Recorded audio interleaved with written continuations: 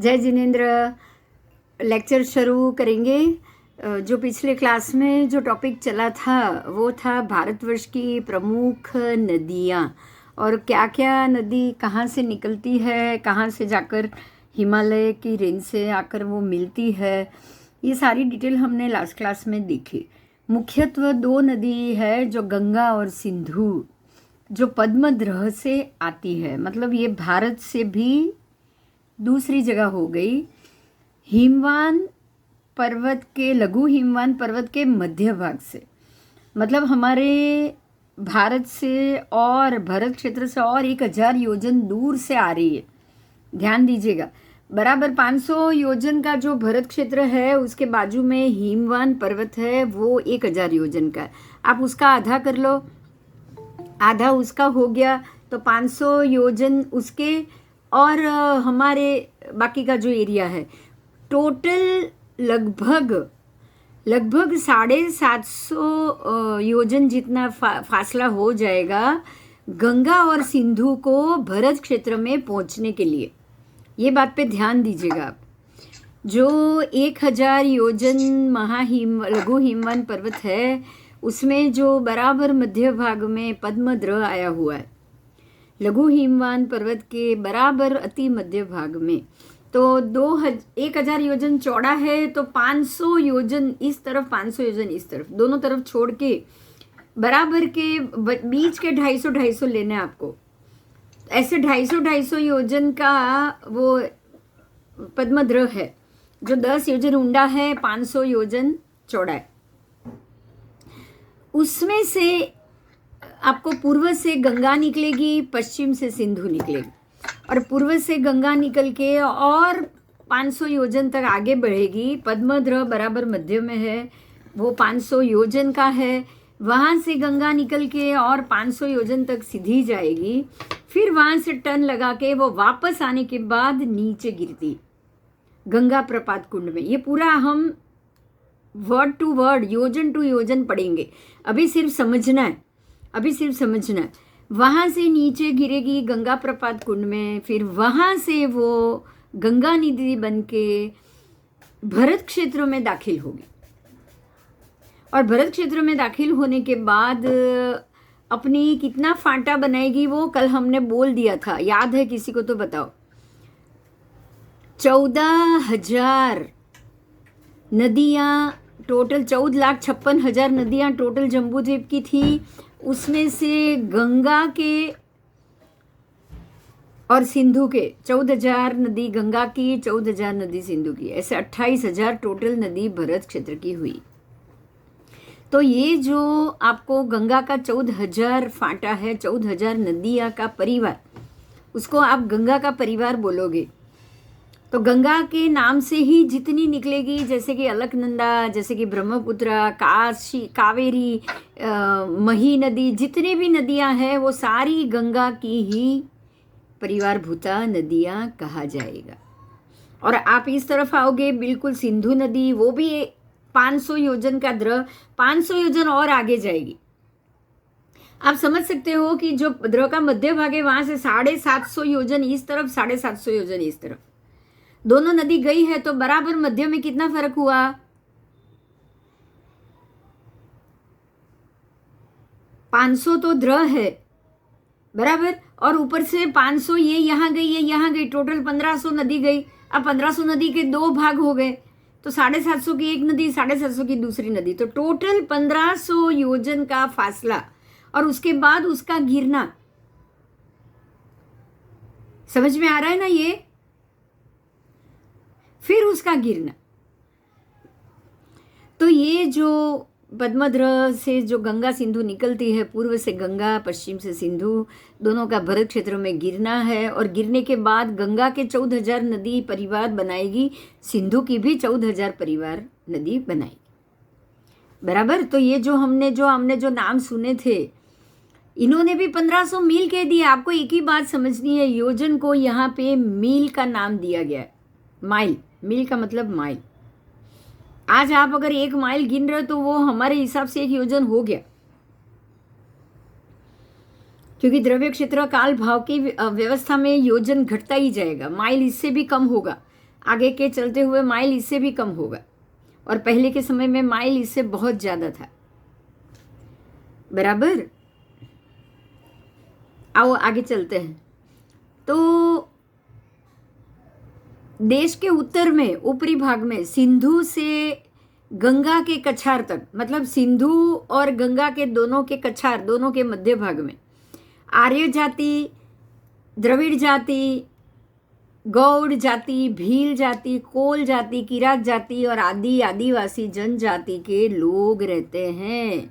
आपको यहाँ ये बताना है कि बहुत सारी जाति के लोग रहते हैं, लेकिन जो आर्य देश, आर्य संस्कृति जो बोली गई है वो सिर्फ 25.5 आर्य देश, संपूर्ण भरत क्षेत्र में से मात्र 25.5 देश में ही आर्य है।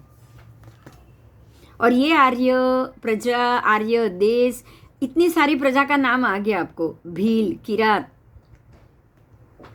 समझे आप, इतने सारे नाम आ गए। अब उसमें से गौड़, भील, कोल, किरात, द्रविड़, ये सारे हम बोलते हैं ना, द्रविड़, उत्कल, बंगाल, वो भी एक जाति है, प्रजा है, द्रविड़ जाति है। तो ये सारे जातियों के नाम आपको जनगण मन में भी मिलेंगे, क्योंकि इतनी जातियां पहले से ही भरत क्षेत्र में उपलब्ध है। अब आप उसमें से आओगे कि आर्य जाति, हम उसमें से सिर्फ एक जाति लेंगे, क्योंकि सबसे महत्व एक ही जाति का है, वो है आर्य जाति। क्योंकि जो आर्य देश, आर्य जाति, आर्य संस्कृति, जाति आर्य, मद आर्य, देश आर्य, ये सारे 8 प्रकार के आर्य हैं, और 8 प्रकार के आर्य ही आर्य संस्कृति मानी जाएगी, और वो ही मोक्ष जा सकते हैं। ये बहुत महत्व की बात, बहुत महत्व की बात। ये इतने ही प्रदेश है आर्य जहां से मोक्ष जाया जा सकता है, प्रदेश भी इतने ही आर्य।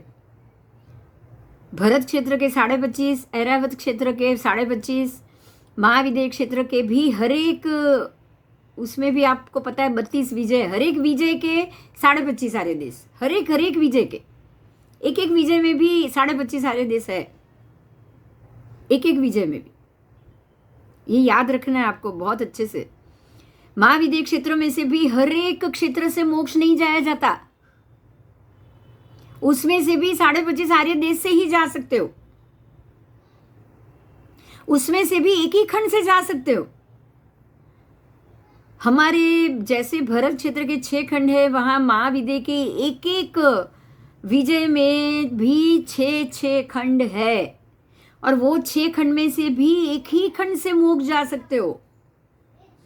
ये मत समझ लेना कि पूरे महाविदेह से कोई भी जा सकता है, ये गलत है।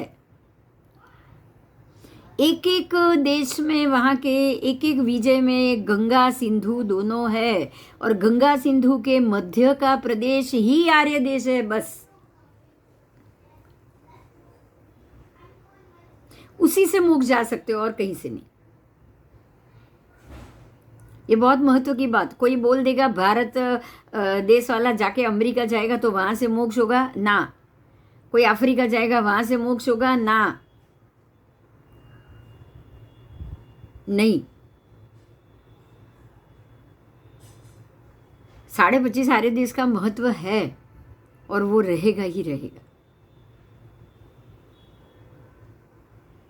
आओ आगे चलते हैं।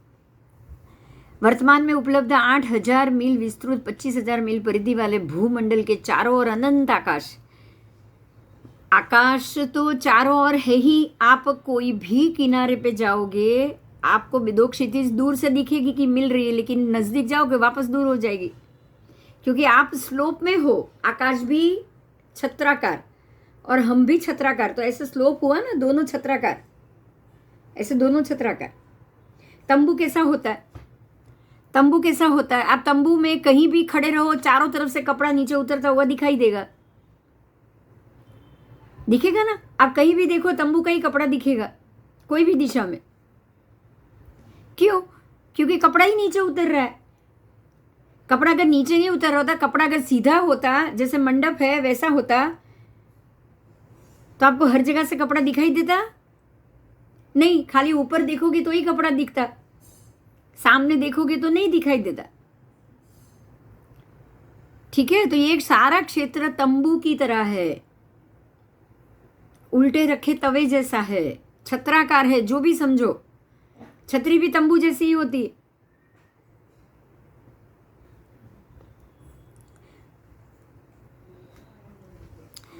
ये कल पूरी भूगोल खत्म हुई थी। अब हम थोड़ी जमीन की भी बात करेंगे। जमीन की बात हो चुकी थी, अब हम थोड़ी खगोल की बात करेंगे, आकाश की बात करेंगे, और साथ साथ में कहीं ना कहीं भूगोल भी आएगा और खगोल भी है, फिर दोनों आ जाएगा। ठीक है। आप पहले जमीन की बात की हमने, अब हम थोड़ी आकाश की बात करेंगे, फिर आगे चल के आकाश भी आएगा, जमीन भी आएगी, दोनों चीज आपके कॉम्बिनेशन में आएगी। अब हम जैसे ये भूमि छत्राकार है, बिल्कुल द्वीप ऐसा होता है, चारों तरफ से टीला की तरह ऊपर चढ़ता हुआ, ऐसे चारों तरफ से, यहाँ से यहाँ से यहाँ से। जैन खगोल विज्ञान पेज नंबर 37। बराबर इसी तरफ से, चारों तरफ से जैसा आप ऊपर चढ़ रहे हो, आकाश भी ऊपर ऐसे ही है, छत्राकार। सारा आकाश प्रदेश ऐसे छत्राकार, क्योंकि जो मंडल घूम रहे हैं ना वो भी छत्राकार घूम रहे, जो भी मंडल घूम रहे हैं वो भी छत्राकार, मंडल प्रदेश भी छत्राकार। आपको छत्राकार शब्द याद रखना है। यहाँ की ये 14 राजलोक की हर एक जमीन, हर एक पृथ्वी, अगर सारी नारकी देखोगे तो भी छत्राकार।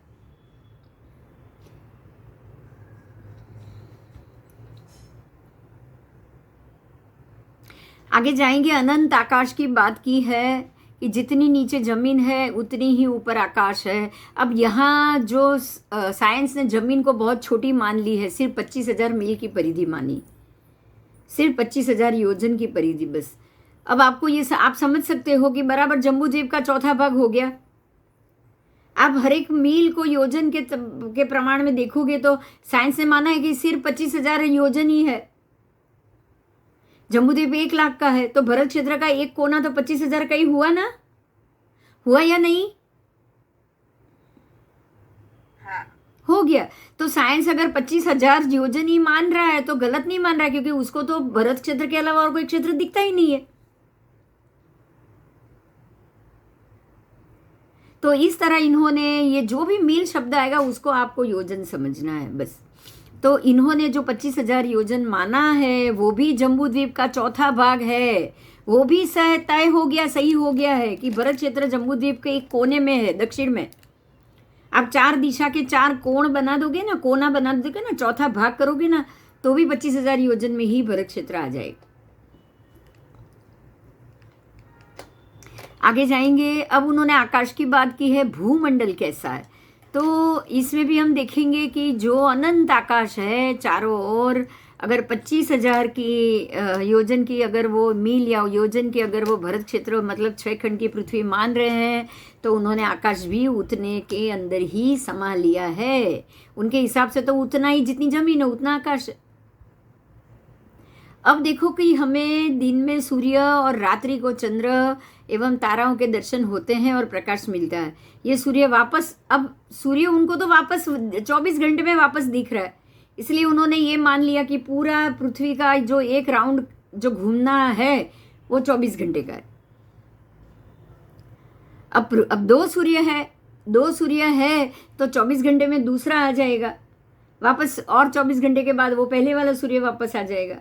मगर उन्होंने 2 सूर्य नहीं माना है, इसलिए उन्होंने उनका पूरा दायरा खाली 24 घंटे का हो गया, जबकि आपको पूरा जम्बूद्वीप का खगोल का गणित 48 घंटे के बराबर 2 सूर्य का ही मिलेगा। हम लोगों को 2 सूर्य पढ़ना है और हम लोगों को 48 घंटे का एक सूर्य का भ्रमण देखना है। एक सूर्य अगर 48 घंटे में पूरा राउंड पूरा करता है तो ही वो दूसरे दिन एक दिन छोड़ के आएगा ना।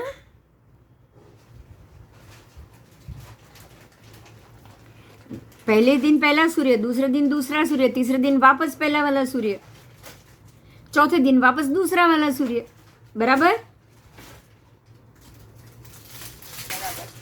बराबर। चलो अभी आगे जाएंगे। दिन को सूर्य और रात्रि को चंद्र एवं तारा के दर्शन होते हैं जिनसे प्रकाश मिलता है। इनमें पृथ्वी के सबसे अधिक और समीप चंद्रमा है। अब इन्होंने पृथ्वी को भी हवा में रख दिया, तो उनको पृथ्वी के सबसे अधिक और नजीक चंद्र लग रहा है, जो इस भूमंडल से लगभग 2.5 लाख मील दूर।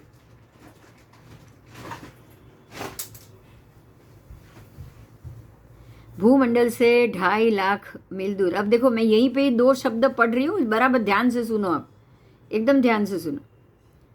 8,000 मील विस्तृत और 25,000 मील परिधि का भूमंडल है, जमीन।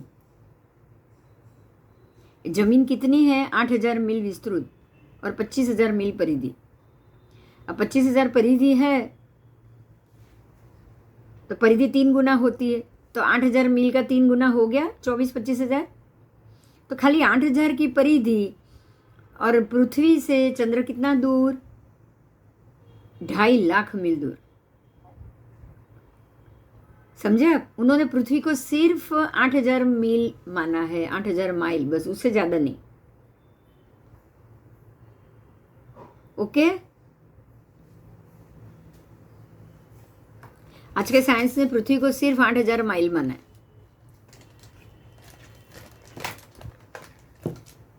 और उससे चंद्र को 2.5 लाख माइल दूर रखा है। पृथ्वी के समान ही एक भूमंडल है जो पृथ्वी से बहुत छोटा है और उसी के चारों ओर घुमा करता है। मतलब चंद्र को कैसे माना है, देखना है, तो वो बोल रहे हैं कि वो बिल्कुल पृथ्वी के जैसा ही है, उसके उस जैसे हमारे यहाँ ज़मीन है वैसे ही वहाँ ज़मीन है, और वो पृथ्वी के चारों ओर घूम रहा है, जिससे हमारे यहाँ शुक्ल और कृष्ण पक्ष होता रहता है। चंद्रमा में स्वयं प्रकाश नहीं, किंतु वह सूर्य के प्रकाश से प्रकाशित होता है, इसलिए अपने परिभ्रमण के अनुसार घटता बढ़ता दिखाई देता है। अनुसंधान से ज्ञात हुआ कि चंद्रमा बिल्कुल ठंडा हो गया है, पृथ्वी के गर्भ के समान अब उसमें अग्नि नहीं है, आसपास वायुमंडल भी नहीं है, और ना उसके धरातल पर जल भी है। इन्हीं कारणों से वहाँ श्वासोच्छ्वास प्रधान प्राणी और वनस्पति उपलब्ध नहीं है। वहाँ पर्वत और कंदरा के अतिरिक्त कुछ नहीं। अनुमान किया जाता है कि चंद्रमा पृथ्वी का ही एक भाग है, जिससे टूटकर अलग हुए 5-6 करोड़ वर्ष हुए। आपको पता चल गया साइंस ने चंद्रमा को कैसे माना है? उन्होंने वहां जमीन मानी है, लेकिन वायु नहीं, हवामान नहीं।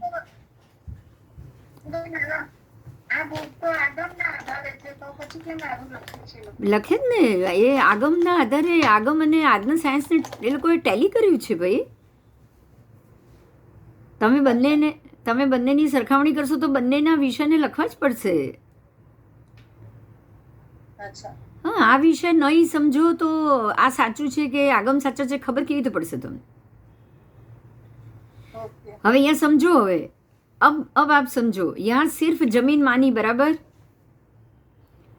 और कुछ नहीं माना, तो खाली पृथ्वी का ही माना.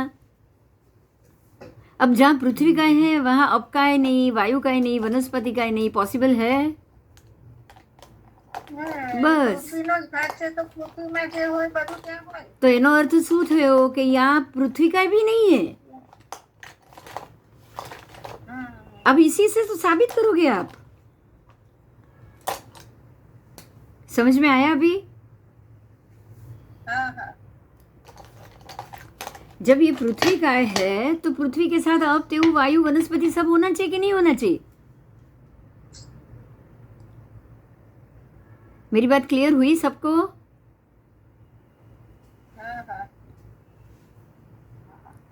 खाली पृथ्वी का मानोगे, बाकी एक भी का नहीं मानोगे, कैसे चलेगा? पृथ्वी के जीव जन्म लेंगे तो उनको हवा पानी चाहिए कि नहीं चाहिए? मिट्टी के भी तो जीव है ना.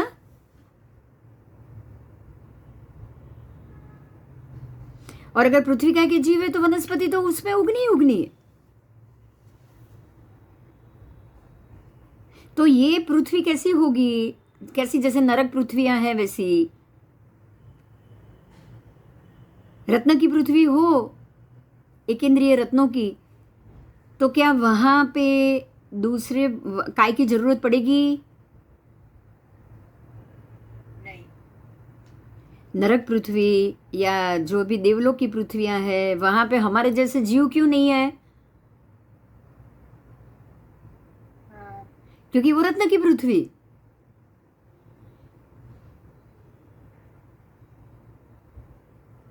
क्लियर हो रही है बात?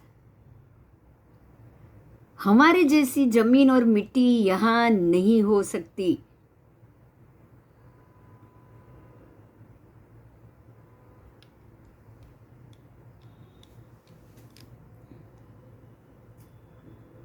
क्लियर हुआ? पहले ये बताओ फिर बोलो। हाँ। अगर पृथ्वी काय के जीव होंगे, सजीव जीव होंगे, तो अप काय के भी होंगे, वनस्पति काय के भी होंगे, वायु काय के भी होंगे, बराबर?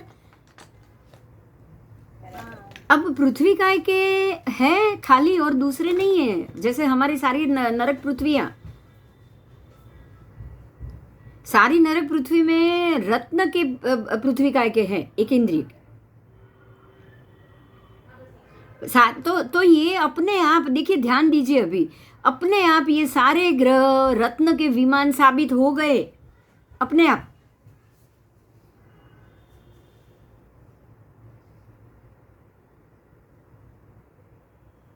हुआ साबित? अपने आप हो गया कि भाई सूर्य भी रत्न का विमान, चंद्र भी रत्न का एक इंद्रिय रत्न का विमान, सारे ग्रह एक इंद्रिय रत्न के विमान। क्योंकि वहां आपको पानी नहीं मिलेगा, वहां बारिश नहीं मिलेगी, वहां आपको हवा नहीं मिलेगी, अग्नि नहीं मिलेगा, कुछ नहीं मिलेगा। जीवोत्पत्ति वाली एक भी जीव की योनि यहां पे नहीं मिलेगी। यहां सिर्फ एक इंद्रिय रत्न के जीव जा सकते हैं, बाकी कोई नहीं। समझ में आया? अभी देखो, अभी यहां फर्क समझाती हूं, ध्यान से सुनिएगा। जो योनि होती है ना पानी की, उसमें जो जीव है ना, वो पल पल जीते हैं मरते हैं, जीते हैं मरते हैं, बराबर? बहुत सारे जीवों का एक शरीर, एक बूंद पानी, एक बूंद पानी में, जो डॉक्टर है उनको मालूम है कि एक बूंद पानी में 1 लाख से भी ज्यादा त्रस्त जीवों है। उनका शरीर है, वो शरीर इकट्ठा हुआ तभी आपको पानी दिख रहा है, कहा जाता है उसको एकेंद्रिय ही। जब वो त्रस्त जीव, एकेंद्रिय के जीव इकट्ठे होंगे, तब उसमें त्रस्त जीव जन्म लेंगे, क्योंकि ये त्रस्त जीव के लायक योनि बन गई। ये बात समझ में आई? अभी असंख्य एकेंद्रिय पानी के जीव जब इकट्ठे होंगे, तब वो 1 चम्मच जितना पानी होगा या 1 तालाब जितना पानी बनेगा, तो अब उसमें त्रस्त की उत्पत्ति होगी। त्रस्त की उत्पत्ति होने के लिए एकेंद्रिय जरूरी है या नहीं? जरूरी है। तो त्रस्त की अगर उत्पत्ति होगी, एकेंद्रिय नहीं होगा, तो त्रस्त की उत्पत्ति कहां से होगी? एकेंद्रिय की योनि ही नहीं होगी, तो त्रस्त की उत्पत्ति हो ही नहीं सकती।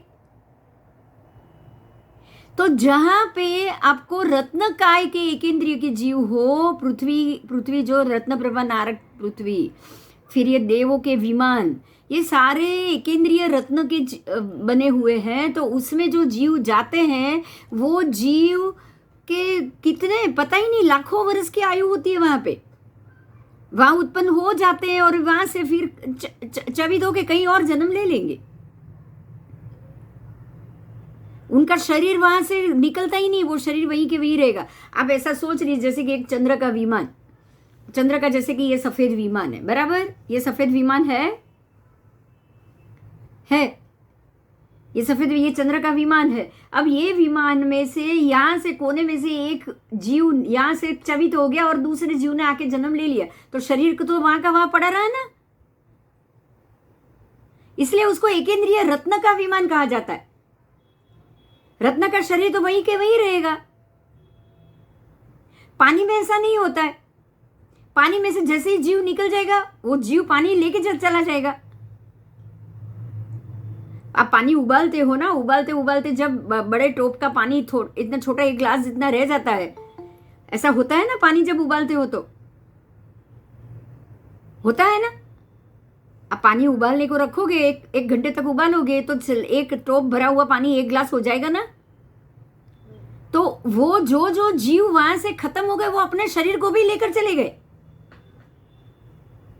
लेकिन एकेंद्रिय रत्न में ऐसा नहीं होता। रत्न में से जीव वहां से च्यवित होगा, शरीर वही का वही रहेगा।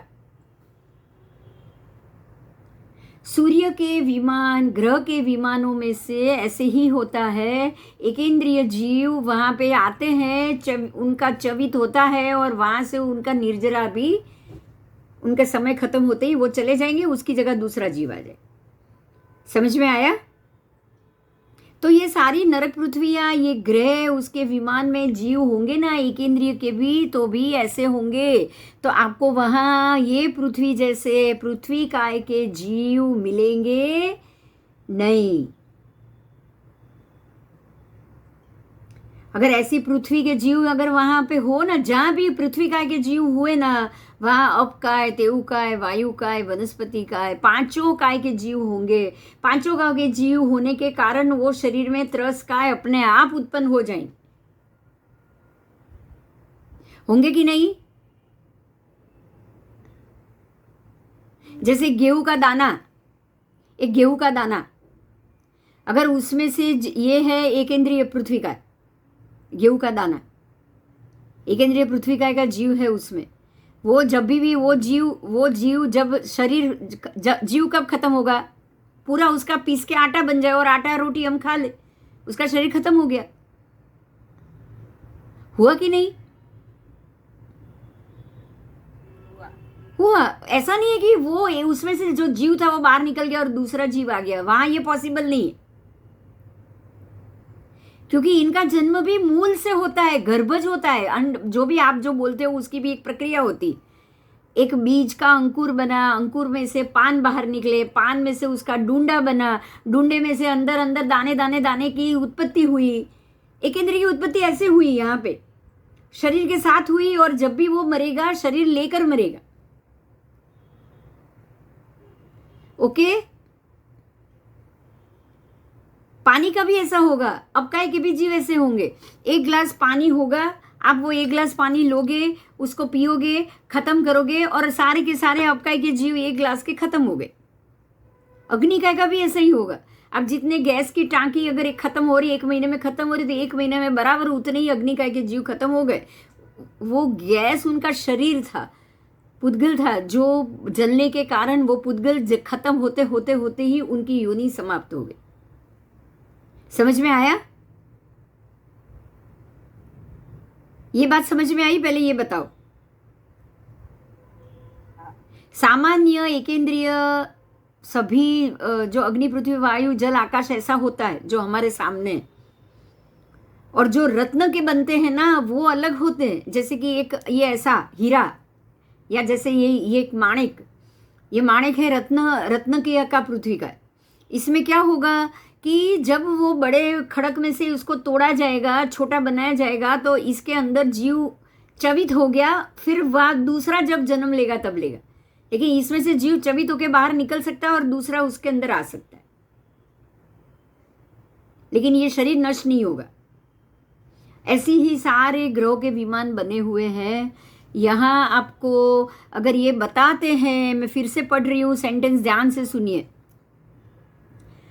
मैं फिर से पढ़ रही हूँ कि वो भी एक पृथ्वी है जो पहले बिल्कुल गर्म था, अब ठंडा हो चुका है। पृथ्वी के गर्भ के समान अब उसमें अग्नि नहीं है, उसके आसपास वायुमंडल भी नहीं है, और ना उसके धरातल पर जल भी है। इन्हीं कारणों से यहाँ श्वासोच्छ्वास वाले प्राणी और वनस्पति की उत्पत्ति नहीं हो सकती। तो यही बात हमें समझा रही है कि यहाँ के जो जीव है वो हमारी तरह से सांस लेने वाले एकेंद्रिय शरीर, मतलब पुद्गलास्तिकाय वाले शरीरधारी जीव यहाँ नहीं मिलेंगे। क्लियर हुआ?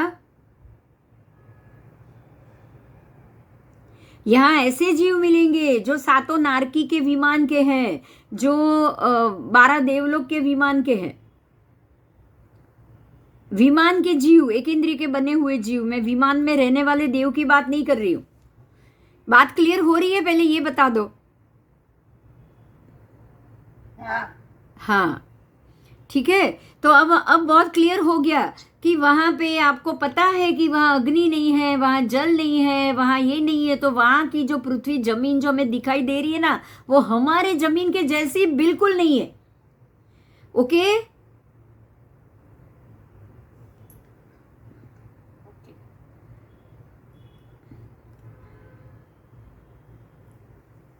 क्योंकि पृथ्वी के ऊपर जो जमीन है, पृथ्वी के ऊपर जो अप का है, तेउ का है, वायु का है, वनस्पति का है, और उसी के कारण उसमें प्राणी जैसे त्रस का जीव जन्म लेते हैं। ये जो व्यवस्था पृथ्वी के ऊपर है, वो व्यवस्था ये ग्रहों में नहीं है। अब आओ एक बहुत बड़ा खुलासा जो यहाँ बहुत जरूरी है आपके लिए, ये जानना बहुत इजी हो गया, समझना इजी हो गया कि जो वातावरण लेके पृथ्वी हवा में अगर होती तो बाजू के ही उसके ग्रह में, चाहे वो थोड़ा ही दूर है लेकिन अंतर तो समान है, उन्होंने एक ही लाइन में, पृथ्वी की लाइन में ही दूसरे ग्रह रखे हैं, तो क्या वो एक गोले में जीव हो और जो वातावरण है वो दूसरे कोई भी गोले में नहीं? ये भी क्या पॉसिबल है? बताओ। जितनी ऊंचाई पे आप पृथ्वी को लेकर गए हो, उतनी ऊंचाई पे आप सूर्य चंद्र मंगल ग्रह को भी लेकर गए हो। तो पृथ्वी के ऊपर जीव सृष्टि है, यहाँ की भूमि अलग है और ये सब की भूमि अलग है। ये कैसे पॉसिबल है बताओ?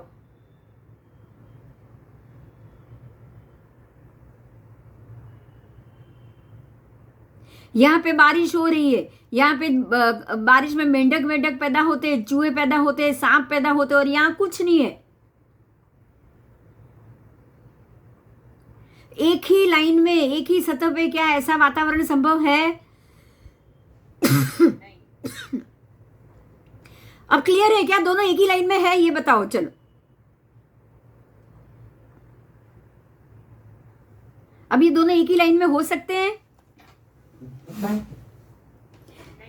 नहीं हो सकते एक ही लाइन में। आप जैसे ये है, जैसे ये है, आपको ये दिख रहा होगा, ये पृथ्वी है, ये दूसरा ग्रह, ये तीसरा ग्रह, चौथा ग्रह, पांचवा ग्रह, ये पॉसिबल ही नहीं। अगर ये एक ही लाइन में है ना, एक ही लाइन में है ना, तो जैसा वातावरण यहाँ है वैसा यहाँ मिलेगा, वैसा ही वातावरण यहाँ मिलेगा। ऊंचाई तो एक समान है ना सबकी। आप बोलोगे यहाँ ऑक्सीजन है, सब है ना, यहाँ बिल्कुल नहीं है, ये कैसे पॉसिबल? यहाँ बारिश हो रही है और ये एरिया में बिल्कुल हवा नहीं, पानी नहीं, कुछ नहीं, ये भी पॉसिबल है क्या? एक ही अक्षांश रेखांश पे अगर दो सिटी है, एक जगह जीव है और एक जगह जीव ही नहीं है, ये पॉसिबल है?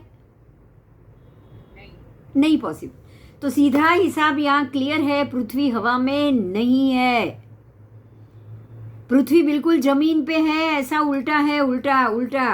पृथ्वी यहाँ पे है, ग्रह ऊपर है। यही कारण है कि जो नीचे का एरिया है ना, जो आपके नीचे की सतह, और देखो जैसे यहाँ पे ऐसे जो जैसे कलर है ना, वैसे ये अगर नीचे पृथ्वी है, पृथ्वी आप यहाँ रखो, उसके बाद ये एक ग्रह, फिर दूसरा, तीसरा, चौथा, पांचवा, छठा, ऐसे ऊपर ऊपर गोल गोल घूमते, एक के ऊपर एक, एक के ऊपर एक। क्लियर हुआ? अभी क्लियर हुआ? ये आप मान लो ज्योतिष चक्र है और बराबर ये ग्रह यहां से ऐसे गोल घूम के वापस आ जाएगा। ये दूसरा, वो भी ऐसे गोल घूम के वापस आ जाएगा। और तीसरी, चौथी लाइन से, पांचवी लाइन से, लास्ट वाला शनि, वो भी ऐसे गोल घूम के वापस आ जाए। क्लियर हुआ?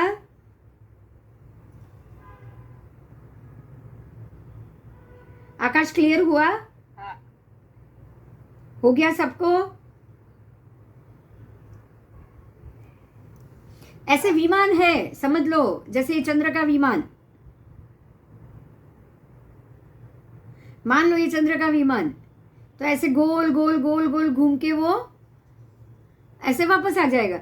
और पृथ्वी नीचे है तो हमको तो चंद्र ऐसे दिखेगा कि नहीं दिखेगा? बराबर नीचे का ही भाग दिखेगा ना। हमें चंद्र का सफेद भाग ही दिख रहा है, ऊपर देव वेव सब है, उसके ऊपर महल है, सब है उनके, पर आपको दिख रहा है? आपको सिर्फ नीचे का दिख रहा है, पृथ्वी यहाँ पे है। ऐसे ही गोल चंद्र घूम के वापस आ जाएगा। ऐसे ही अगर ये पीला रंग का सूर्य है, ये सूर्य है, तो ये भी ऐसे घूम के वापस। और अगर सूर्य चंद्र दोनों है तो बराबर आमने सामने, तो पूर्णिमा हो गई, हुई ना? हुई कि नहीं बताओ? हमें पूनम के दिन दोनों दिखते हैं ना, सूर्य अस्त और चंद्र उदय शाम के वक्त एक एक क्षितिज पे, एक पूर्व में एक पश्चिम में दिखाई देते कि नहीं दिखाई देते? दिखाई देते। और चंद्र अस्त, सूर्य अस्त हो गया और चंद्र अभी नीचे से ऊपर उदित होकर आया। तो जो व्यवस्था भरत क्षेत्र में होगी पूर्णिमा के, वही व्यवस्था ऐरावत क्षेत्र में भी होगी ना। तो दो सूर्य तो अपने आप साबित हो गए।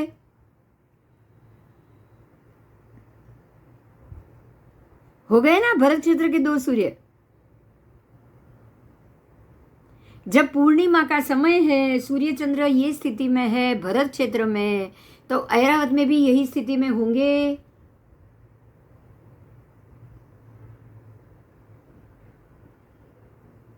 होंगे, ठीक है कोई प्रश्न? बोलो।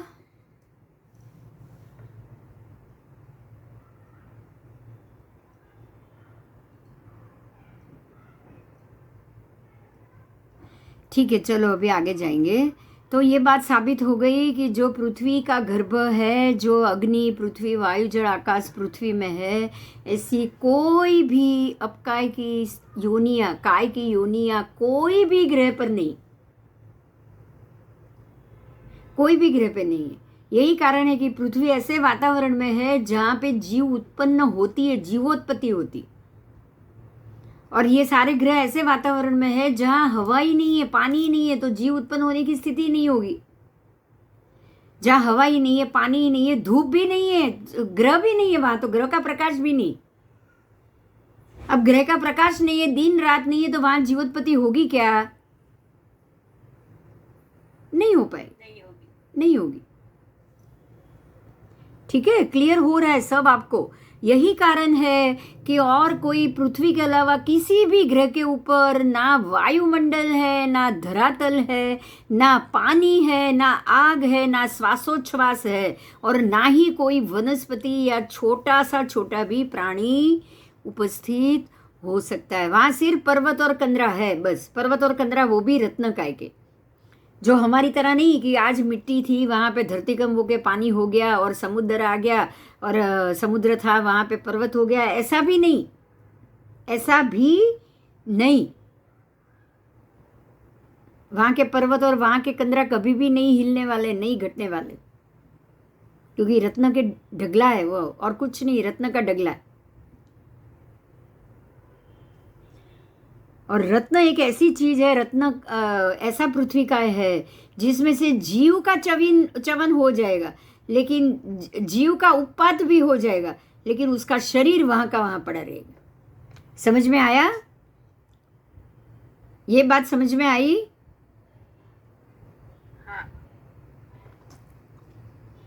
आओ चलो आज आगे जाएं। बहुत बड़ा टॉपिक था और बहुत बड़ा चीज हो गया है, आपको अगर समझ में आ गया हो तो। अब इन्होंने ये क्या माना है वो भी जानना जरूरी है कि वहां चंद्र पे पर्वत और कंदरा तो है, इसलिए वो लोग ऐसा अनुमान करते हैं कि चंद्रमा पृथ्वी का ही एक भाग है जो टूट कर अलग होकर 5-6 करोड़ वर्ष पहले अलग हो चुका है। अब ये भी गड़बड़। अगर वो पृथ्वी का ही एक भाग होता तो हमारे जैसी भूमि, जीव, उत्पत्ति, स्थिति, लय वहां भी होता कि नहीं होता? बताओ।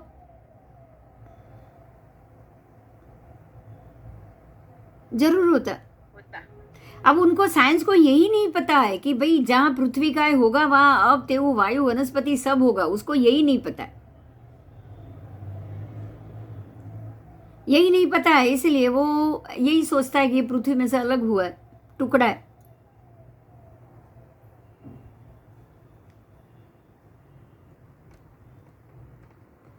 चलो आगे जाएंगे। अभी चंद्र का क्षेत्रफल आदि उन्होंने निकाला है, वो मैं बोलूंगी। चंद्र व्यास अथवा पृथ्वी का चौथा भाग। चंद्र का व्यास कितना है? तो 2160 माइल। चंद्र की परिधि इतनी, ये सारी उन्होंने निकाली है, पर कोई वो मापने तो गए ही नहीं, खाली गोला और कितना गोल दिख रहा है और कितना ये दिख रहा है जमीन के ऊपर से, तो अगर इतनी दूरी है तो इतना दिख रहा है, उस हिसाब से सारी चीज सिर्फ अनुमान से यहाँ आपको मिलेगी, सिर्फ और सिर्फ अनुमान। यहाँ जो भी है सब अनुमान है। चंद्र की परिधि कितनी, चंद्र की पृथ्वी से दूरी कितने किलोमीटर, आप ये सोच सकते हो 3,81,171 किलोमीटर दूर है वो। इतना दूर होने के बावजूद भी बिल्कुल उसको पृथ्वी के जैसा ही मान लिया है। अब जब सूर्य सिर के ऊपर हो, चंद्र का तापमान 117 डिग्री, चंद्र का रात में तापमान 137 सेंटीग्रेड, और चंद्र में सतह में गुरुत्वाकर्षण पृथ्वी का 6 अंश जितना, वो पृथ्वी के आसपास ही घूमता है, इसलिए उसको गुरुत्वाकर्षण मान लिया है। वो पृथ्वी के आसपास ही घूमेगा ना, सीधी बात है। देखो यहाँ आपको यही समझना है कि आपको चंद्र के अंदर क्या पृथ्वी में गुरुत्वाकर्षण बल है, उसी के कारण वो चंद्र पृथ्वी के आसपास घूम रहा है ना, क्योंकि पृथ्वी ही जमीन पे है और सारे ग्रह ऊपर है, सारे ग्रह ऐसे ऊपर है और पृथ्वी नीचे जमीन पे है। ये स्थिति में तो फिर जाहिर है ना कैसे घूमेगा, बताओ। अब गुरुत्वाकर्षण की जरूरत है ये बताओ, चलो। नहीं, जरूरत है? नहीं, ना किसी ग्रह को जरूरत है ना पृथ्वी को जरूरत।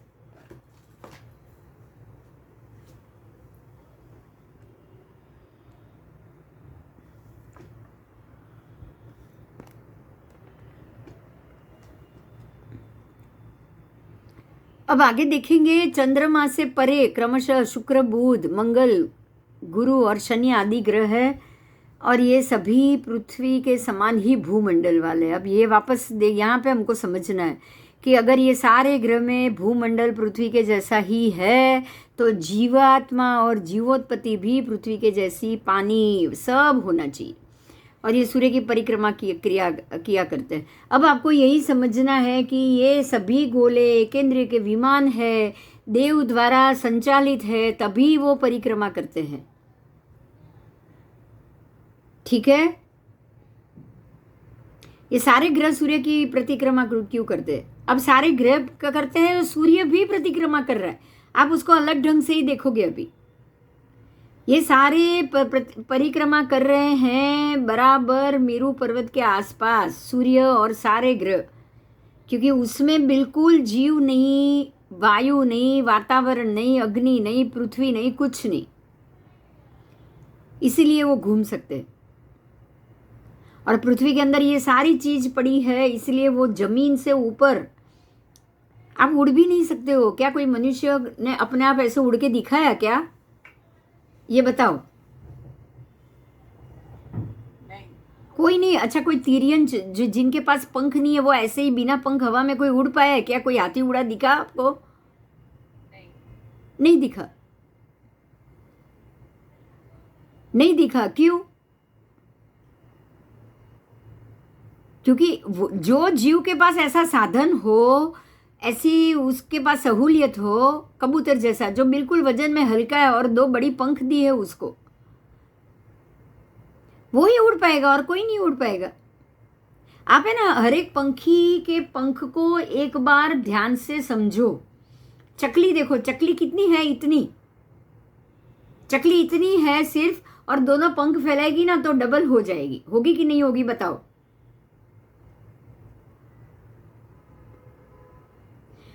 उसकी जो लंबाई है ना उससे वो डबल हो जाएंगे पंख का एरिया। ऐसे ही आप कौवे को भी देखो, कौवे को भी देखो, जब वो उड़ेगा ना तो जो उसकी लंबाई है ना उससे 1.5 से दुगुना हो जाएगा वो उसकी साइज, क्योंकि दोनों पंख ऐसे साइड में जब फैल जाएंगे ना तो उनका जो लंबा शरीर है ना उससे भी ये एरिया दुगुना हो जाएगा। समझे आप? ऐसे ही बड़े भारंड पक्षी देखो, जो बड़ी बड़े गरुड़ है, वो जैसे जैसे पक्षी शरीर में लंबा और बड़ा होता जाएगा उसके पंख उससे दुगुने चौड़े होते जाएंगे। आपने कभी ऐसा देखा कि पंखी गरुड़ इतना बड़ा, समड़ी इतनी बड़ी, लेकिन उनके पंख बिल्कुल छोटे, ऐसा देखा कोई? नहीं। नहीं। नहीं। तो ये सीधा गणित है कि उनके पास ऐसा अवयव है, वो शरीर है जो वो उड़ सकते हैं, कोई और कारण नहीं है। हमारे पास ऐसे अवयव नहीं है, हमारे ऐसे हाथ में ऐसा शरीर नहीं है कि हम उड़ पाए। आप हाथ अगर ऐसे चौड़ा भी करोगे ना तो आपके शरीर से डबल नहीं होगा। बोलो, होगा? नहीं होगा। नहीं होगा, तो आप नहीं उड़ पाओगे। लेकिन पंखी उड़ पाएंगे। तो ये सब कारण है। तो वहां पे हमारे जैसे जीवों की संभावना हो ही नहीं सकती। बराबर? बराबर। चलो, अब जैसे जैसे पढ़ोगे ना आपको एक एक बात क्लियर होगी कि ये तो पूरा का पूरा गलत है। ये सोचना ही गलत है कि जैसा पृथ्वी का वातावरण है वैसे ही ग्रह के ऊपर भी वातावरण। ये सोचना ही गलत, हो ही नहीं सकता, ये पॉसिबल ही नहीं है।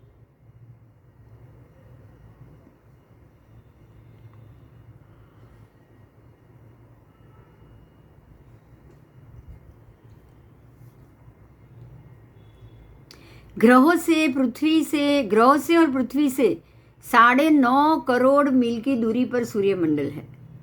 कितने मील की दूरी पे? 9.5 करोड़, जो पृथ्वी से लगभग 15 लाख गुना बड़ा है। पृथ्वी के समान 15 लाख भूमंडल उसके गर्भ में समा सकते हैं। सूर्य का व्यास 8,60,000 मील है। ये महाकाय सूर्यमंडल अग्नि से प्रज्वलित है। उसकी ज्वाला लाखों मीलों तक उठती है। सूर्य की ज्वाला से करोड़ों मील विस्तृत सौर मंडल भर में प्रकाश और उष्णता फैलती है। सूर्य के धरातल पर 10,000 फ़ारेनहीट गर्मी है। जेम्स जीन्स वैज्ञानिक का मत है कि सूर्य की विच्छिन्नता से पृथ्वी, बुध, बृहस्पति आदि ग्रह उनके उपग्रह बने हैं। सूर्य के कारण ही ये सारे उपग्रह बने, जो सब अभी तक उसमें आकर्षण से निबद्ध होकर उसके आसपास घूम रहे। हमारा भूमंडल सूर्य की परिक्रमा 365 दिन और ऊपर से कुछ 5-6 घंटे दिन में और प्रति चौथे वर्ष 366 दिन में पूर्ण करता है। इसी के आधार पर हमारा सौर मान अवलंबित है। परिभ्रमण में पृथ्वी निरंतर अपनी कीली पर, वो बोल रहे अपनी कील पे घूम रही है। वो 60,000 मील प्रति घंटे के हिसाब से घुमा करती है, जिसके कारण हमारे यहाँ दिन और रात्रि हुआ करते हैं। पृथ्वी का जो गोलार्ध सूर्य के सन्मुख पड़ता है वहाँ दिन और शेष में रात्रि होती है। वैज्ञानिकों का भी ये मत है कि ये पृथ्वी आदि ग्रह उपग्रह पुनः सूर्य की ओर आकृष्ट हो रहे हैं। आओ अभी इतनी बात को समझेंगे। इन्होंने जो बातें बताई है उसको ध्यान से समझो। इसको एक बात को ध्यान से समझो कि जो पृथ्वी की स्थिति है, जो पृथ्वी से सूर्य लगभग 15 लाख गुना बड़ा है। पृथ्वी से सूर्य 15 लाख गुना बड़ा है और फिर भी पृथ्वी के गुरुत्वाकर्षण बल में सूर्य है। समझ में आया? पहले तो यही बात नहीं समझ में आ रही। गुरुत्वाकर्षण बल आपको पता है, वो लोहचुंबक मालूम है?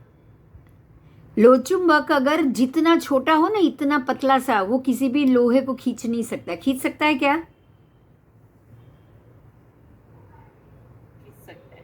लोहा बड़ा है और लोहचुंबक इतना पतला, पतरा जैसा है, पतली उसकी स्लाइस है। लोहचुंबक खींच के उसकी तरफ चला जाएगा या वो लोहा उसके पास आएगा? ये बताओ। चलो,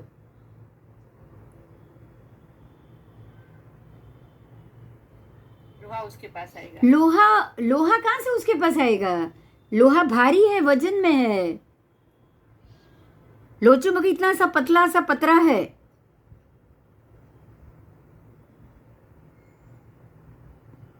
मेरी बात समझ में शायद नहीं आई है। आप समझो कि मैं अगर छोटा सा लोहचुंबक रखूं और सामने भारी वजनदार लोहा रखूं तो लोहा उसकी तरफ खींचेगा या लोहचुंबक उसकी तरफ खींचेगा? आप फ्रीज के ऊपर लोहचुंबक लगाते हो तो लोहचुंबक खींच रहा है या फ्रीज खींच रहा है?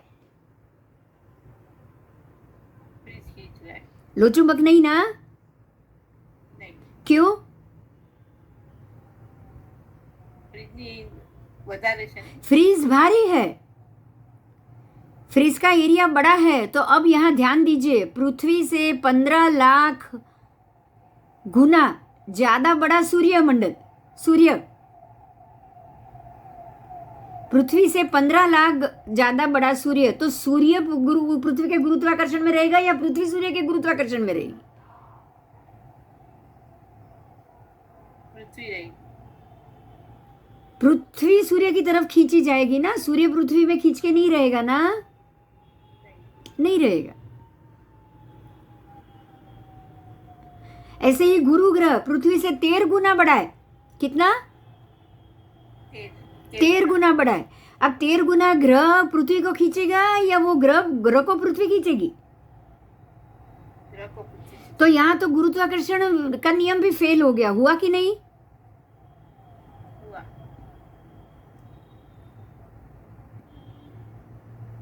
अब समझ में आ रहा है? ये सारे ग्रह को जो देव घुमाते हैं, ये बात अभी यकीन में आ रही है? पृथ्वी तो नीचे जमीन पे ही है, उसको कोई गुरुत्वाकर्षण की जरूरत नहीं। समझ में आई बात? ये હા, जो हवा में ग्रह है उनको ही गुरुत्वाकर्षण चाहिए, पर वो गुरुत्वाकर्षण के लिए नहीं। गुरुत्वाकर्षण अगर उनको अगर गुरुत्वाकर्षण बल होता ना उसके अंदर, तो वो ग्रह ऊपर रहते नहीं, वो सीधे नीचे ही चले आते। ऐसे नहीं घूमते, ऐसे गोल में नहीं घूमते, वो सीधे ऐसे नीचे उतर जाते। हाँ या ना? હા, मतलब ये हो गया, गुरुत्वाकर्षण बल ये सबके बीच में है ही नहीं।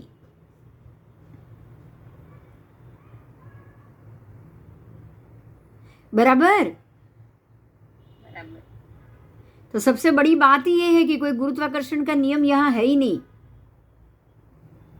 और आपको पता होगा, तो ये जो अल्बर्ट आइंस्टाइन ने गुरुत्वाकर्षण के नियम को तोड़ दिया है, वो जो नियम लाया गया था ना, गैलीलियो ने लाया था, और उसके बाद 200, 150, 200 साल बाद अल्बर्ट आइंस्टाइन हुए, उसने कह दिया कि ऐसा गुरुत्वाकर्षण का नियम तो है ही नहीं कहीं भी।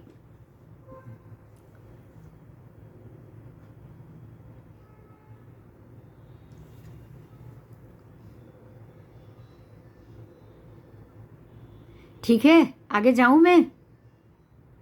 कोई प्रश्न है? નહીં. बराबर। तो पृथ्वी का इतने अपनी किली पे घूमना, ये सब चीज, क्योंकि अब आपको है ना, देखो कैसे करना है। एक बात मैं आपको बताती हूँ, समझा रही हूँ। देखो, जैसे ये मैंने आपको पहले ही बताया कि ये नीचे और ये सारे ग्रह मंडल है। अब ग्रह मंडल अगर ऐसे गोल गोल गोल गोल घूमेंगे ना, और पृथ्वी रहेगी ऐसे नीचे, और ग्रह मंडल अगर ऐसे गोल गोल गोल गोल घूमेंगे ना, तो इसमें कोई भी गुरुत्वाकर्षण की व्यवस्था नहीं चाहिए। बराबर?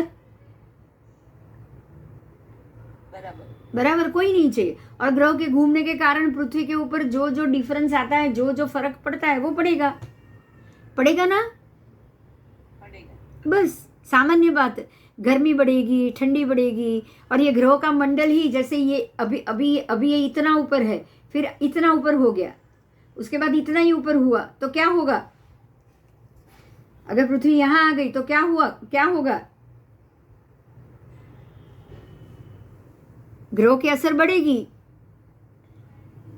और मान लो कि वापस वापस धीरे धीरे धीरे धीरे पृथ्वी यहां से नीचे तक आ गई, तो क्या होगा? ग्रहों की असर कम होगी। ऐसे जैसे जैसे जैसे जैसे ये वापस ऐसे ये आ जाएगा अवसर पिणी का, वापस पृथ्वी से इतने डिस्टेंस में, तो छठा आरा कैसा होगा? अशुभ होगा ना। और वापस ये नीचे आ गया, धीरे धीरे धीरे ये पहला आरा हो गया, तो अब सारी पृथ्वी पर असर शुभ होगी, होगी। बस यही हो रहा है, कुछ नहीं हो रहा है। भगवान यही बात बता रहे हैं कि ऐसी ही स्थिति हो रही। आओ आगे जाए। अब जो हम यहाँ जो भी पढ़ेंगे ना, अब के बाद इस पे एक बात का ध्यान रखिएगा। यहाँ बार बार एक शब्द आएगा, पृथ्वी घूम रही है, उसकी जगह आपको यही सोचना है सूर्य और ग्रह मंडल घूम रहे, पृथ्वी नीचे स्थिर। ठीक है,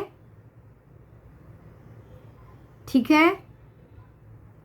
तो जब भी पृथ्वी की घूमने की बात आएगी आप ये सोचोगे कि सूर्य घूमा, एक सूर्य घूमा, 24 घंटे में एक सूर्य घूमा और 48 घंटे में 2 सूर्य घूमे, बराबर ना। आओ अब मैं पढ़ रही हूँ आगे। उनके कहने के हिसाब से सूर्य विच्छिन्न होता गया और सभी ग्रहों का जन्म होता गया। सूर्य में से टूट टूट के बुध, बृहस्पति आदि सभी ग्रह हुए। देखो यहाँ एक बात तो साइंस ने अपने आप साबित कर लिया कि सूर्य का विमान पहले बड़ा था और अभी छोटा हो गया है, क्योंकि उसमें से सारे टूट टूट के ग्रह अलग हुए, बराबर। तो अब सूर्य का विमान पहले बड़ा था अभी छोटा हो चुका है। ये सारी चीज़ तो साइंस बता रहा है, इस रूप से बता रहा है। अब आगे जाएंगे। सूर्यमंडल का जो उल्लेख है यहाँ पे, हमारा भूमंडल सूर्य की परिक्रमा 365 दिन में या प्रति वर्ष पे, मतलब और 6 घंटे जो 18 घंटे जो बाकी बचे, ऐसे ऐसे 4 साल में एक दिन और बढ़ जाएगा और इसी के कारण हमारा वर्षमान अवलंबित है। तो ये जो गणित 366 दिन का हो गया, ये सूर्य घुमा है, चंद्र पृथ्वी नहीं, बराबर। हम ये सोचेंगे कि ये सूर्य घूमा, पृथ्वी नहीं घूमी। अब आओ, पृथ्वी निरंतर अपनी किली पर 60,000 प्रति मील घंटे के हिसाब से घूमा करती है। तो ये कौन घूम रहा है? 60,000 प्रति मील घंटे के हिसाब से। देखो ये तो 24 घंटे में एक भ्रमण हो जाएगा। यहाँ ध्यान दीजिए, मेरी बात पे ध्यान दीजिए, ये सूर्य नहीं है। सूर्य को पूरा राउंड, देखो मैंने ये आपके सामने रखा है। सूर्य को ये पूरा गोलाई का एक राउंड घूमने में कितने दिन लगे? 365 दिन। तो सूर्य एक दिन में तो सिर्फ इतना ही गया ना, दूसरे दिन में थोड़ा, 1 महीने में यहाँ, फिर 4 महीने में यहाँ, फिर 6 महीने में यहाँ पहुंचा, हाँ या ना? हाँ। तो अब मैं ये पूछ रही हूँ आपको कि पृथ्वी जो 24 घंटे का पूरा एक राउंड 24 घंटे में लगा कैसे स्पीड से घूम के आ जाती है, वो क्या घूमता है?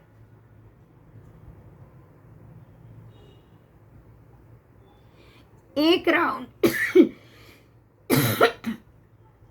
राउंड सूर्य को लगाते हुए 366 दिन लगे। एक राउंड चंद्र को घुमाते हुए 29.5 दिन लगता है। कितना? 29.5 दिन, 1 महीना, एक चंद्रमास। पर जो 24 घंटे में पृथ्वी घूम गई उसको आप क्या बोलोगे? किसका भ्रमण बोलोगे? नहीं, नक्षत्र। परफेक्ट, एकदम परफेक्ट। जो नक्षत्र मंडल भी तो है ना, जैसे सूर्य है, चंद्र है, नक्षत्र के भी तो विमान है ना। तो अब देखो ध्यान से, बहुत ध्यान से सुनो फिर से। बड़ा राउंड लगाया किसने? सूर्य ने लगाया। 1 साल का पूरा ऐसे घूम के वापस आने में 1 साल किसने लगाया? सूर्य ने। ऐसे ही वापस घूम के वापस आना एक किसने लगाया? ये 1 महीना, ये किसने लगाया? चंद्र ने। और अब ऐसे ही घूम के 24 घंटे में वापस, ये किसने लगाया? नक्षत्र। परफेक्ट, समझ में आ गया? अभी समझ में आ गया? जो नक्षत्र घूम के 24 घंटे में वापस आया ना, यही कारण है कि दिन की 12 राशियां हो गई। जो 28 नक्षत्र है उसको राशि में 12 एरिया में डिवीजन किया गया है, 12 भाग में। वो 12 का 12 भाग 24 घंटे में घूम के वापस अपनी जगह पे आ जाता है। तो नक्षत्र 24 घंटे में घूमेगा, उससे थोड़ी गति ज्यादा चंद्र 1 महीने में घूमेगा और सूर्य 12 महीने में 1 राउंड घूमेगा। ओके। अब यहाँ क्या किया है पता है? साइंस ने क्या किया? ये तीनों राउंड खाली पृथ्वी के ही लगा दिए।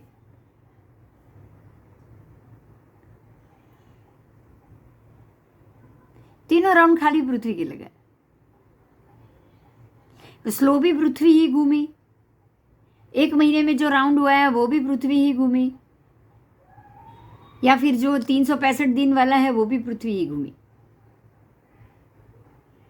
क्लियर हुआ?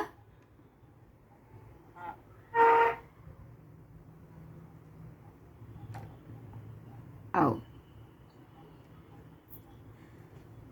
अब जो सूर्यमंडल की बात की है, जो महाकाय सूर्यमंडल का उल्लेख किया गया है, उसकी बराबरी का अन्य कोई भी ज्योतिष मंडल प्रकाशित होते हुए आकाश में दिखाई नहीं देता। मतलब जितना प्रकाशवान सूर्य है उतने कोई भी अन्य ज्योतिष के मंडल नहीं है। पर जो लघु दिखाई देने वाले तारे या कुछ है वो भी सूर्य के समान, उसमें सूर्य के समान एक भी नहीं है, लेकिन इनमें जो जो तारे के दर्शन होते हैं वो सूर्य से बड़े भी हो सकते हैं, क्योंकि उनकी दूरी ज़्यादा है, कुछ दूरी ज़्यादा ऊंचाई पे है इसीलिए, और उससे भी सैकड़ों हजारों लाखों गुने बड़े हो सकते हैं।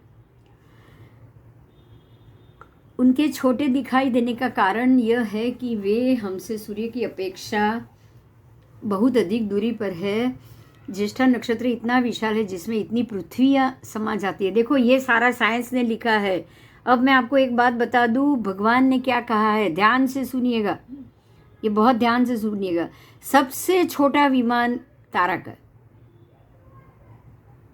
मतलब जो सूर्य का विमान है उसकी कंपैरिजन में सूर्य, चंद्र, ग्रह, नक्षत्र, तारा, मैं लाइन से बोल रही हूँ, सूर्य विमान, चंद्र विमान, ग्रह विमान, नक्षत्र विमान, तारा विमान।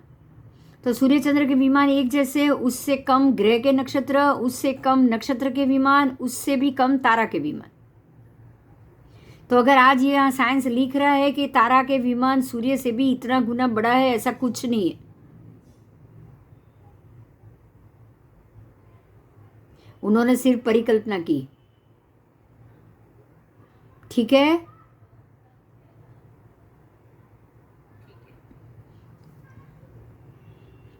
यहां तक कि टेलीस्कोप से आप देखने जाओ ना तो तारा के अंदर कुछ दिखाई नहीं देता है। ग्रहों के अंदर तो आपको फिर भी उसके पर्वत, उसके गड्ढे, उसमें से निकलती ज्वाला सब दिखाई देती है। सूर्य बिंब में से बाहर निकलता भड़का, आग का भड़का दिखाई देता है। चंद्र के बिंब में खड्डा दिखाई देता है। आप अगर चंद्र को देखो ना टेलीस्कोप से तो आपको लगेगी, अगर किसी को खूबसूरती के सामने चंद्र का नाम ही नहीं लेना चाहिए, इतना खड्डे खड्डे वाला चंद्र है। अब जैसे हम शीतला का चेहरा कैसा हो, माता निकला हो, शीतला के खड्डे खड्डे हो जाए फिर चेहरा कैसा हो जाता है, ऐसा कुरूप चंद्र है। बोलो,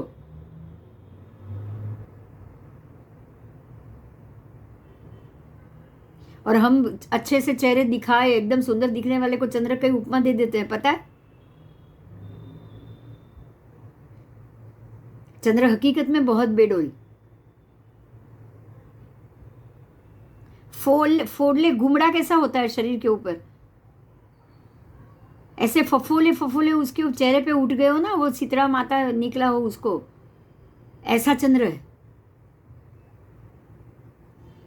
तो जितना विमान बड़ा उतनी आपको वहां की अंदर की चीजें दिखाई देगी, ये भी कारण है। और जितना विमान छोटा आपको अंदर की कोई चीज नहीं दिखाई देती। सूर्य के अंदर का दिखता है, चंद्र के अंदर का दिखता है, ग्रह के अंदर का भी दिखता है, लेकिन नक्षत्र और तारा के अंदर से कुछ भी दिखाई नहीं देगा। समझ में आया?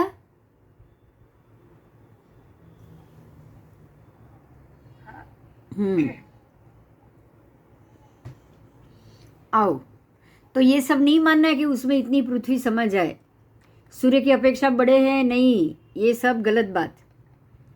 कोई भी ग्रह, नक्षत्र, तारा सूर्य की अपेक्षा से बड़े नहीं है। सूर्य विमान सबसे बड़ा है, सबसे बड़ा।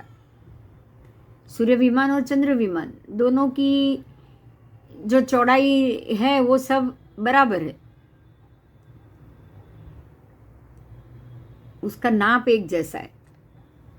तभी ये दोनों इंद्र है ना, सभी ग्रह में दोनों इंद्र कौन है? खाली सूर्य और चंद्र, बस। कोई भी ग्रह नक्षत्र को इंद्र की पदवी नहीं मिली है, बराबर। बराबर। अब तारों की दूरी समझने के लिए यहाँ संख्यावाचक शब्द आता है। आपको दूरी वूरी कुछ नहीं, इनकी जो दूरी है, इनका जो लिखा है, इनका जो नाप है, वो नाप के हिसाब से आप बिल्कुल मत जाना, क्योंकि यहाँ आपको हर अलग अलग समय में अलग अलग नाप मिलेगा। मैं पढ़ रही हूँ, सुनिए। प्रकाश की गति प्रति सेकंड 1,86,000 मील, प्रति मिनट 1,11,60,000 मील मापी है। इस प्रमाण से सूर्य का प्रकाश हमारी पृथ्वी तक आते आते 8.5 मिनट लगते हैं। तारे हमसे इतने दूर है कि उसका प्रकाश समीप वर्षों में हमारे पास आ सकता है। जितने वर्षों में आता है उतने ही प्रकाश वर्ष की दूरी पे वो तारा है। मतलब हमारे पास पहुँचते पहुँचते हर एक का प्रकाश अलग अलग है। ऐसा प्रकाश वर्ष का साइंस का गणित है, जो गणित इस जगह पे आपको लगेगा कि ये गणित के हिसाब से हम इसको समझ ही नहीं पाएंगे।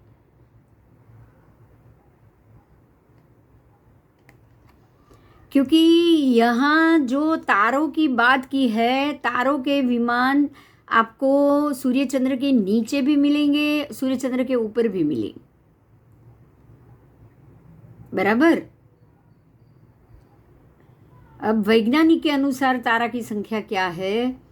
तारों को कई वर्गों में बांटा है। पहले, दूसरे, तीसरे कैटेगरी के तारे अधिक चमकीले, उनकी संख्या बहुत कम। उन्होंने बहुत सारी कैटेगरी बनाई है तारों की, क्योंकि जो प्रकाशित ज़्यादा है उसकी कैटेगरी अलग हो जाएगी, जो प्रकाशित कम है उसकी कैटेगरी अलग हो जाएगी। तो इनको ये नहीं पता है कि तारे सब एक ही जगह, तारे ऊपर भी है और नीचे भी है। तो जितने नीचाई में होंगे वो ज़्यादा बड़े दिखेंगे, और जितनी ज़्यादा ऊंचाई पे होंगे वो छोटे दिखेंगे। ठीक है, क्लियर हो रहा है कुछ? हाँ, देखो ये निहारिका, इन्होंने तारों के बहुत अलग अलग नाम दिए। निहारिका वो भी एक प्रकार का तारों का समूह है। यहाँ देखो ये आकाशगंगा, यहाँ निहारिका भी आ गई, ग्रह भी आ गए, ये सूर्य है बीच में, सूर्य के आसपास इस प्रकार से ये पूरा मंडल घूम रहा है। आकाशगंगा वो भी आपको दिख रही, और सूर्य खुद एक पूरी आकाशगंगा को लेकर खुद पृथ्वी के आसपास घूम रहा है, ऐसा इनका कहना है। अब इनका ये यहाँ आपको साइंस में दो बात आएगी। ये लोग बोलेंगे सूर्य घूमता ही नहीं, स्थिर है, और दूसरा इन्होंने एक ऐसा भी स्टेटमेंट दिया है कि सूर्य पूरी की पूरी आकाशगंगा को लेकर घूम रहा है। मतलब तो ये हो गया कि उन्होंने सूर्य को घूमता हुआ माना ही है, उन्होंने सूर्य को स्थिर कभी माना ही नहीं। बिखरी बाष्प की शक्ल में जो अनेक तारों का समूह पाया जाता है उनको निहारिका कहते हैं। आओ, बिखरी हुई बाष्प मतलब जिसका प्रकाश ऐसे बिखरे हुए बाष्पी भवन के जैसा है। आपको दिख रहा है यहाँ बिखरा हुआ, जैसे एक ये तारा है और बिखरे हुए बाल कैसे हो और बने हुए बाल कैसे हो, ये फर्क है। ऐसे ये बिखरे हुई, अगर जिसकी अंदर की बाष्प प्रकाश या जो निकलती हुई गर्मी ऐसी बिखरी हुई हो, उसको ही निहारिका कहा गया है। ये अनेक तारों का समूह है, इसमें एक नहीं अनेक तारों का समूह, उनको निहारिका कहा है। मतलब निहारिका जैसा कोई और पदार्थ नहीं है, ये अनेक तारों का समूह है, उसको ही निहारिका कहा गया। बिना दूरबीन के हम अपनी आंखों से एकाध ही निहारिका देख सकते हैं। मतलब आपको अगर इतना एक ही आप देख सकते हो, क्योंकि दूसरी निहारिका तारों का समूह तो इससे बहुत दूर होगा। दूरबीन से ही आप इसको ज़्यादा नज़दीक से देख पाओगे। आपको दूर से तो ये ऐसा ही गोला दिखाई देगा प्रकाश का, लेकिन अगर आप दूरबीन से देखोगे ना तो यहाँ बहुत सारे तारे अंदर है। देखो यहाँ दिख रहा है आपको, छोटे छोटे तारे दिख रहा है, तब आपको लगेगा कि ये बहुत बड़े तारों का समूह है, उसका ही ये प्रकाश। दूरबीन से कुछ गोल दिखाई देते हैं, कुछ शंख जैसा, कुछ अलग अलग आकार का है। गोल निहारिका हमारे स्थानीय विश्व या आकाश गंगा के तारागुच्छ है, इसको तारागुच्छ ही कहा है। चक्करदार निहारिका समान विश्व से छोटी किंतु करोड़ों तारागुच्छकों से मिलकर बने छोटे विश्व है। यद्यपि विशेष विवरण के साथ जांच पड़ताल की गई निहारिका 100 से भी कम है। 100 से भी निहारिका कम है, 100 से ज़्यादा नहीं है। लेकिन दूरबीन से 20 लाख के करीब चक्करदार निहारिकाओं के अस्तित्व का पता चल जाता है। निहारी आकाशगंगा भी इसी श्रेणी का एक द्वीप विश्व है। अब आओ, अब आकाशगंगा की बात की। आपको आकाशगंगा दिख रही है यहाँ पे?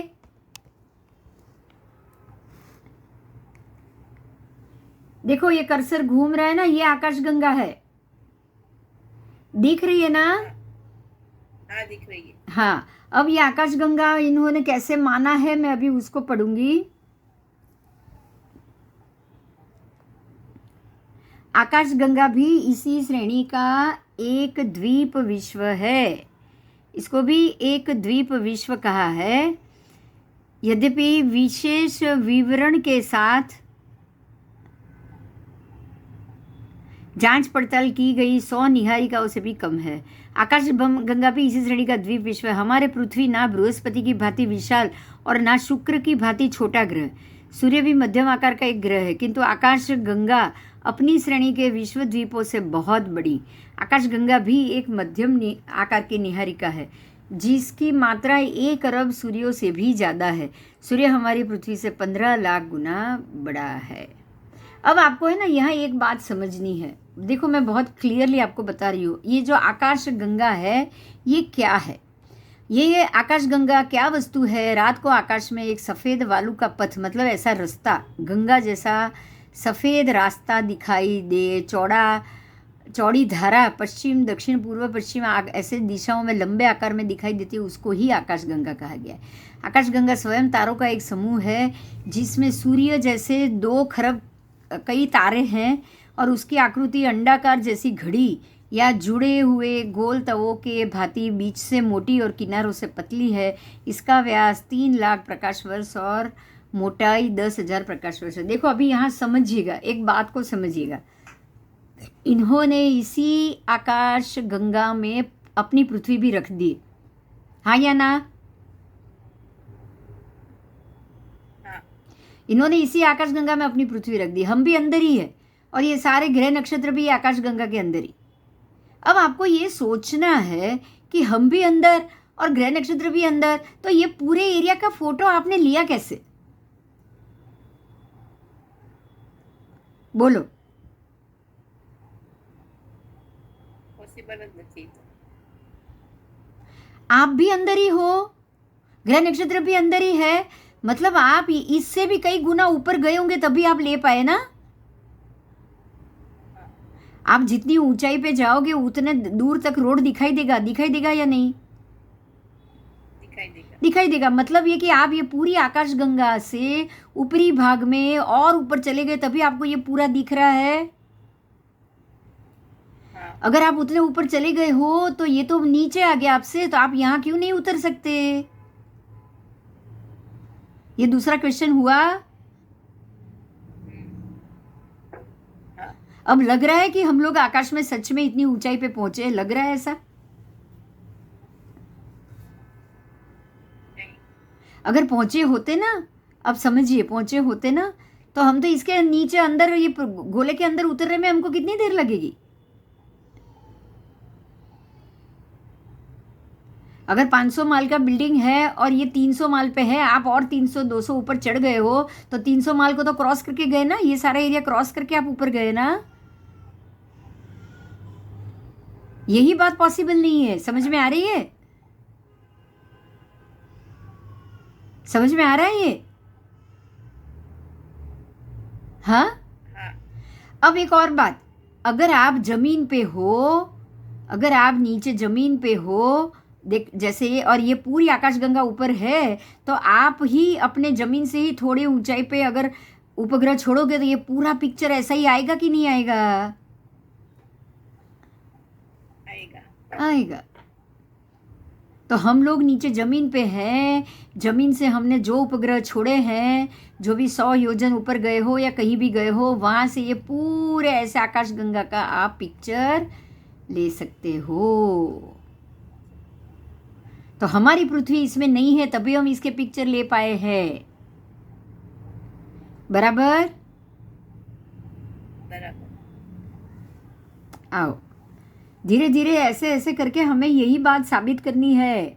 अब देखो यहाँ पे देखो, वही बात ध्यान से देखो, यहाँ से ये पृथ्वी है और ये दूसरा ग्रह, ये तीसरा ग्रह, ये चौथा ग्रह, पांचवा ग्रह, छठा ग्रह। अब आप ये समझ सकते हो कि ये पूरी स्थिति कब मिलेगी, जब आप ऊपर जाओगे तब, या नीचे होंगे तब?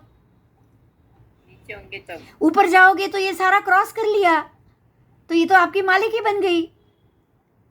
आप ऊपर तो पहुंचे ही नहीं, ये बात तो 100% तय है, बराबर? बराबर। मतलब ये कि आप नीचे हो तभी आप ये पूरा ऐसा पिक्चर ले सकते हो ना, आप यहाँ रह के तो ले नहीं सकते। नहीं। अगर यहां से आप लोगे बाहर जाके तो आपको ये पूरा नहीं मिलेगा। समझ में आ रहा है अभी? हाँ। यहां से पृथ्वी से निकल के कितनी भी ऊंचाई पे जाओ, जितनी ऊंचाई जाओगे वहां तक का ही पिक्चर मिलेगा, और आगे का तो मिलेगा ही नहीं। और नीचे जमीन पे रहोगे तो ये सारा पिक्चर मिलेगा, मिलेगा कि नहीं मिलेगा? मिलेगा। तो पृथ्वी अब दूसरी बात, ये पृथ्वी और ये दूसरे ही एरिया में कितना, इतना ही जगह छोड़ के, और यहाँ आपको किलोमीटर भी है, माइल भी है, बुध सूर्य से कितना दूर, शुक्र इतना ही दूर, पृथ्वी इतना ही दूर। पृथ्वी से आओ देखो मीलों में, व्यास मीलों में, खाली 7,700 व्यास ही दूर, माइल ही दूर है शुक्र पृथ्वी से। तो इतना ही अगर ये दूर है तो यहाँ जैसा वातावरण यहाँ क्यों नहीं है?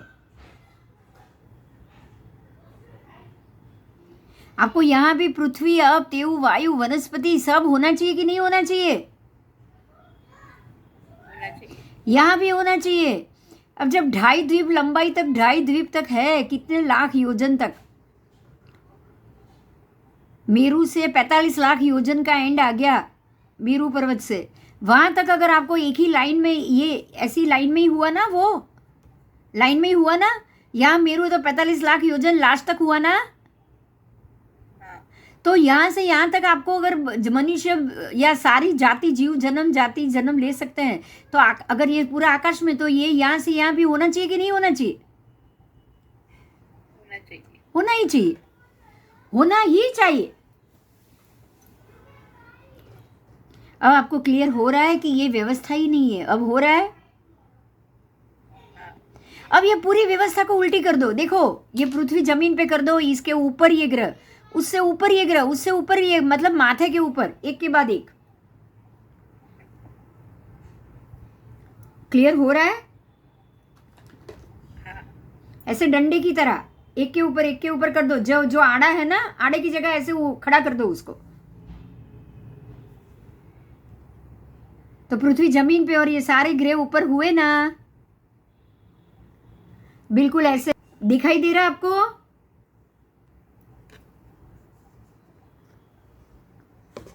अभी दिख रहा है? आपने ये इसको आड़ा रखा है, ये पृथ्वी, ये सूर्य, ये चंद्र, ये ग्रह, ये नक्षत्र। अब उसकी जगह उसको सीधा कर दो। पृथ्वी नीचे जमीन पे, ये सूर्य, ये चंद्र, ये नक्षत्र, ये राहु, ये केतु, ये शनि, बुध, गुरु, शुक्र, सब हो सकता है कि नहीं हो सकता है? बताओ। भगवान ने ऐसा ही बताया है। पूरे 45 लाख योजन, देखो पृथ्वी यहाँ होगी ना, समझने का मतलब यही है। मान लो कि ये पृथ्वी है, पृथ्वी अगर यहाँ होगी ना, तो यहाँ 45 लाख योजन तक आपको मनुष्य प्राणी मिलेंगे, सीधी लाइन में मिलेंगे कि नहीं मिलेंगे? मिलना चाहिए या नहीं, ये बताओ। मिलना चाहिए? मिलना चाहिए। मिलना ही चाहिए, और मिलेंगे भी। मगर आपने पृथ्वी को यहाँ हवा में रख लिया तो होगा कुछ भी नहीं। नहीं। तो अगर पृथ्वी यहाँ है तो दूसरे तीसरे जो उसके साथ में आपने ऐसे आड़ा माना उसको, और इसको एक को पृथ्वी माना है, उसके बाजू में बुध माना है, शुक्र माना है, तो जो जीव पृथ्वी पे है वो शुक्र बुध पे भी होने ही चाहिए, क्योंकि जो वातावरण में ये है वही वातावरण में ये सब है। बराबर? मेरे हिसाब से आज आपको क्लियर हो गया होगा। हो गया? हाँ। आकाश भी हो गया और पृथ्वी भी हो गई, बराबर। बराबर। बस अब इन्होंने ये जो बताई है, ये यहाँ पे आपके ग्रह कितने, उपग्रह कितने। ग्रह मूल तो उन्होंने 8 या 12 ही बताए हैं, लेकिन उपग्रह ज़्यादा है, 88 ग्रह है। हमको ग्रह उपग्रह अलग नहीं करना है, हमको सबको ग्रह मानना है, ठीक है। और मिल्की वे करके इन्होंने माना है, जो मैं ये मिल्की वे, जो साइंस मिल्की वे किसको मानता है, अभी मैं उसको पढ़ रही हूँ, आप ध्यान से सुनो। जिसको हम ब्रह्मांड कहते हैं, वो उनमें अनेक सौर्य मंडल है, ऐसा अनुमान किया जाता है। और सौर्य मंडल की संख्या लगभग 10 करोड़ है। इन्होंने सौर्य मंडल 10 करोड़ तो मान लिए, क्योंकि उनको पता है कि बहुत ज़्यादा होने ही चाहिए। हमारा सूर्यमंडल मिल्की वे नामक ब्रह्मांड में स्थित है। अब जो एक एक सूर्यमंडल का एक एक ब्रह्मांड माना है इन्होंने। एक सूर्य मतलब एक ब्रह्मांड, एक मिल्की वे, ठीक है। तो जो हमारा जो सूर्य है, उसका जो मिल्की वे है, उसका नाम है ऐरावत पथ। उसके ब्रह्मांड में स्थित है। ऐरावत पथ के चंद्र रूपी पथ लगभग 2/3 भाग पर एक पीला बिंदु है। यही बिंदु हमारा सूर्य, जो अपने ग्रहों के साथ लिए ऐरावत पथ पर बराबर घूम रहा है। सुना आपने अभी? ये लोग भी सूर्य को ही घुमा रहे हैं, समझ में आया अभी? हाँ। ये लोग भी वही कह रहे हैं कि ये जो ऐरावत पथ है, मतलब जो ज्योतिष चक्र का रास्ता है, उसके बराबर 2/3 भाग के ऊपर एक पीला रंग का बिंदु है, वो ही सूर्य है। तो जो पीला सूर्य है, जो ये ज्योतिष चक्र के 2/3 भाग पर खड़ा है, वो हमारा सूर्य है, और वो ही सारे ऐरावत पथ पे बराबर घूम रहा है। तो साइंस तो यही कह रहा है कि सूर्य ही घूम रहा है ज्योतिष चक्र में।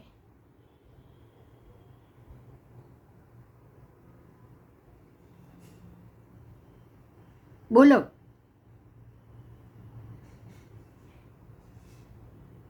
और 500 करोड़ तारे हैं उसके अंदर।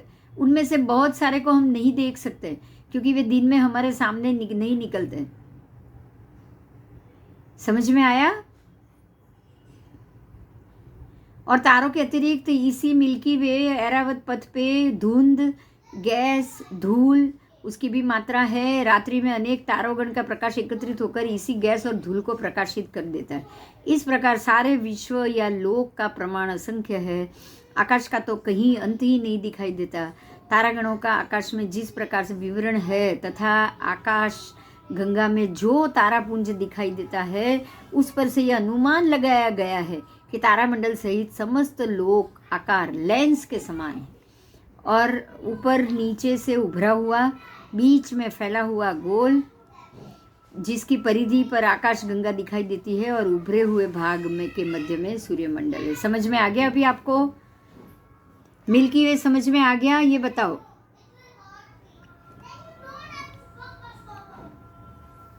मिल्की वे मतलब कि जो पूरा ज्योतिष चक्र का जो एरिया है, उसको मिल्की वे बोला है। अब मिल्की वे में सूर्य के अपने 184 मांडले हैं। देखो इनकी बातों से कितना मेल खा रहा है, ये आप ध्यान दो। बराबर 2/3 भाग में उन्होंने सूर्य को रख दिया, बराबर। और उसका अपना एरिया है। सूर्य अपने मंडल पे, सूर्य मंडल का अपना एरिया है। हमारे में भगवान ने उसको 184 मांडले बोले। अब ग्रह की बात की तो उसके भी अपना मांडला है, एक मंडल। कोई भी हर एक ग्रह अपने एक मंडल लेकर बैठा हुआ है। उसके बाद नक्षत्र पे आओ तो उसके भी अपने 8 मंडल है। मतलब क्या हो गया? ये एक नक्षत्र का मंडल, एक लाइन जिसमें 8 मंडल, उसके ऊपर ये सूर्य का चंद्र का मंडल जो 15 मंडला लेके बैठा है, उसके ऊपर ये सूर्य का मंडल जो 184 मंडल लेके बैठा है, उसके ऊपर हर एक ग्रह के अपने अपने एक एक मंडल स्थित है। तो ये मिल्की वे हुआ कि नहीं हुआ? हुआ। और ये मिल्की वे पूरा ज्योतिष चक्र भी घूमेगा, अंदर अंदर सूर्य भी अपना मंडल में घूमेगा, चंद्र अपने 15 मंडल में घूमेगा, सूर्य अपने 184 मंडल में घूमेंगे, नक्षत्र अपने ही 8 मंडल में घूमेंगे, हर एक ग्रह अपने अपने एक मंडल में घूमेंगे। क्लियर हुआ? आकाश क्लियर हुआ ना? बहुत अच्छा है, 2 बार 3 बार सुन लेना अगर नहीं समझ में आया हो तो।